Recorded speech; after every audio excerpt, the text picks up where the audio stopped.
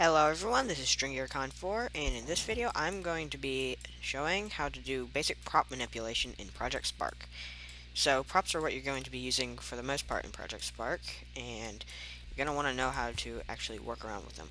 So I've put down 3 of the basic physics types. So there's character, tumbling, and fixed. So let's take a look at how those work. So this is a character. He can move around, he goes through his animations. I'm a character. The guy you start off as a character. If this guy sits around long enough, he should do animations. Maybe not. This is fixed. It cannot move. It will not move unless it is moved by code. It cannot be moved by outside forces. This one is also incollidable, so you can move through it. The bump tile should still work, since that just tests to see if the two are touching. And this is the tumbling. I don't use this very much, but you can. It will just move around freely. It'll fall if you raise it up. So if we move it up, it does fall without bouncing. You might be wondering how I just did that. You can click it to select it, and you can move it around by dragging the yellow part. You can scale it up and down using the slider here. If you hold G, or just click it, it activates grid snap. Locks it at 50s. And it moves it around on a grid, so we can show a grid. Where is it? There it is. So it moves it about like that. And if you move it down like that, it always goes to that point where that yellow torch or whatever it is. I'm not even sure what that is. What that selector is. So if we were to turn it upside down, and you can do that, you can turn it around using that. So if we select him, we can actually see it move. But if we do this, you can't really see it. However, if we click that, we can move it more like that, like so. It's not really doing it very much on this one. Let's see if it does it for this one. I think it will. So if we turn our character upside down and move him up, see, if we grab like with the yellow, you can't even see him. So if we hit play, that just looks weird. But you can do it.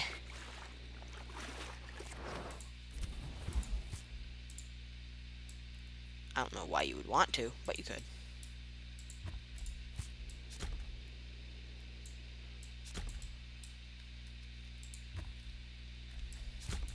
So the characters are the only ones with any like movement animations. So if you have been watching, you might have noticed that this guy can do all sorts of animations. Whether it be throwing, / shooting, punching, he even has multiple punch animations, jumping, dodging, or even just walking. He has animations.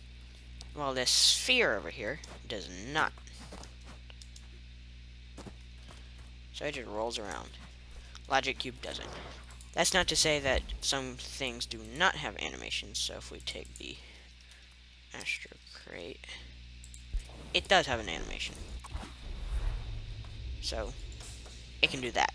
But there is no movement animation. If I were to make this move, it would just move as a fixed object. Now, I did place that Astro Crate down pretty fast. If you actually want to put down a prop, you can go into the prop gallery using this arrow, and it'll bring up these multiple tabs. So there are objects, there are the characters, which are the animals and people, and just creatures. Champions, which are special. You can't really change their code around very much, because if we put down one of these things, it's not actually a champion. It just spawns it from a champion gallery, so you cannot edit them. There are effects, which continually play, like that. There are effects and sounds, which play sounds. There are a whole host of both of those, which are very useful. And there are assemblies, which are groupings of props. So all of these you can make using just the regular props, but the developers, or yourself, you can save them, have created these for you. So let's have a look at this one. It's got a whole bunch of stuff attached to it, which is very nice. So you don't have to do all that decorating yourself because I am not very good at it and I don't do it. But they do it for you, so you don't have to. Though I will say, be warned, assemblies will take up a large amount of your prop count because they are huge and they are made out of many, many little props. But they do look very neat. You can delete them just by clicking the delete key on your keyboard. That's what I've been doing. So you can just hover over it and delete. And then, like with the terrain, you can bring it back, put it back away, and vice versa. So some of these guys actually come with their own pre-built brain, like say the Goblin. He's automatically an enemy. So there are teams that each object is assigned to. We'll have to go over that later. But only guys on the same team can hurt each other. So each object get one team.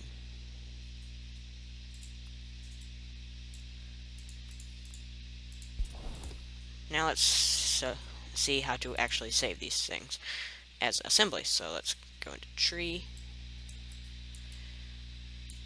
Let's say we want to create like I don't know, a desert scene. That sounds cool.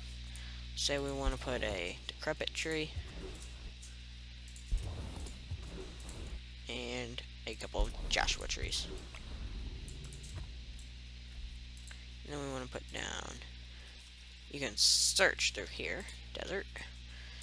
Let's put down a couple of cacti, like so.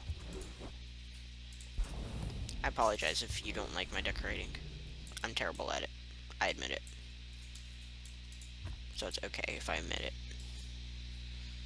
Then we'll put down a rock. Because rocks are nice. We'll make it a big rock. And then we can turn it around a little bit, like that.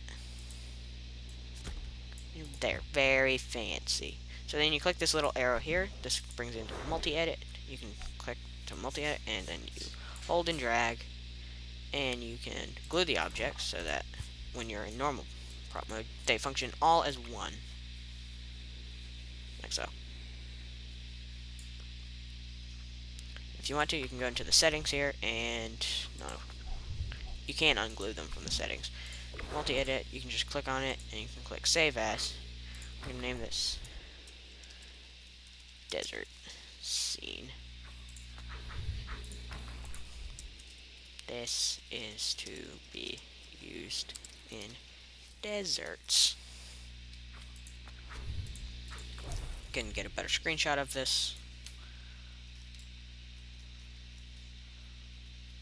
Like so. And we would click save. I'm not going to because I hate it. It looks terrible. Delete. And that's how you would do that. Now, another thing that you might want to be aware of is the character studio. So, this only works on the characters. Other things, such as just a rock, would have another option. So let's go over that first, since it will be simpler. So we can go into properties and appearance. So it has multiple colors. You can recolor it. So let's say we wanted to make it a little darker. And make it a little different looking. Like that. All of a sudden, we have a nut. You can put a whole bunch of them in a bowl or something. So next we'll go over the character studio. So there are two different options. Let's go over character first since it's on top. You can go into head, and different creatures will have different options. So there's the standard player, humanoid, which you can just click different heads. Some of these are from the champions that we saw earlier. Like this. This is Hawken the Knight, and Seth the Mage. Or is it Wizard? I'm not sure. So we can recreate Seth. Like that. Then we can color it, because that is not what his hair is supposed to be.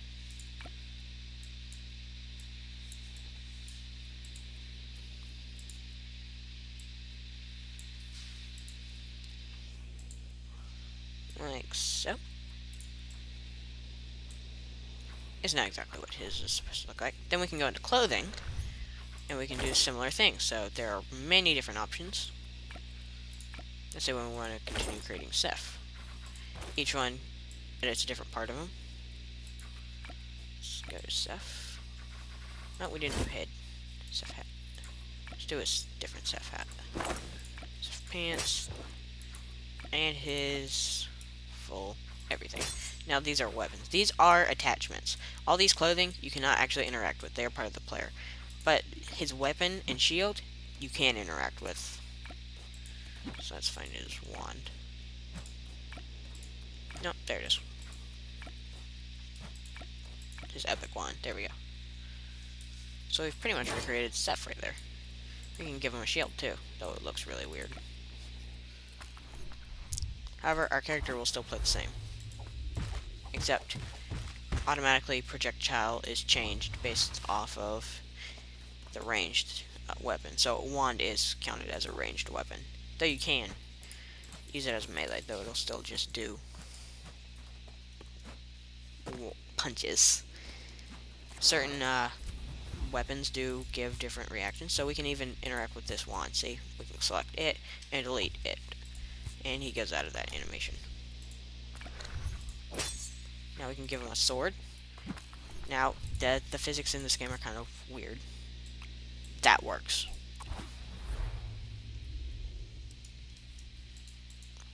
Whack.